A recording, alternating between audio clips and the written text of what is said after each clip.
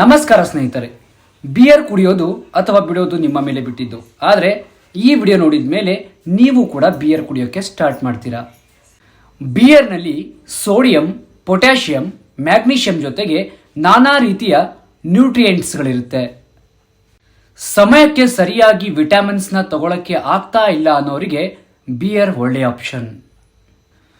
ಸ್ವಲ್ಪ ಬಿಯರ್ ಕುಡಿಯುವುದರಿಂದ 30% ಅಂದರೆ 30% ಹಾರ್ಟ್ ಅಟ್ಯಾಕ್ನಿಂದ ನೀವು ಉಳಿಬಹುದು. ಬಿಯರ್ ಕುಡಿಯುವುದರಿಂದ ಶರೀರಕ್ಕೆ ಹಾನಿ ಉಂಟು ಮಾಡುವ ಬ್ಯಾಕ್ಟೀರಿಯಾಗಳನ್ನು ಸಂಪೂರ್ಣವಾಗಿ ಕೊಲ್ಲಬಹುದು. ಬಿಯರನ್ನು ನಿಯಮಿತ ಸಮಯದಲ್ಲಿ ಆಗಾಗ ಸ್ವಲ್ಪ ಸ್ವಲ್ಪ ಕುಡಿಯುವುದರಿಂದ ನಿಮ್ಮ ಯೌವನವನ್ನು ಕಾಪಾಡ್ಕೊಳ್ಬಹುದು. ಅಂದರೆ ಯಾವಾಗಲೂ ಎನರ್ಜೆಟಿಕ್ ಆಗಿರ್ತೀರಾ, ಯಂಗ್ ಥರ ಕಾಣ್ತೀರಾ.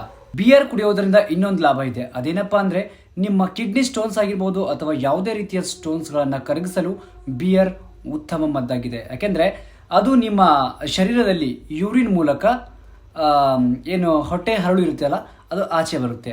ಇದೇ ರೀತಿಯ ಹೆಲ್ದಿ ಟಿಪ್ಸ್ಗಾಗಿ ನನ್ನ ಫಾಲೋ ಮಾಡಿ.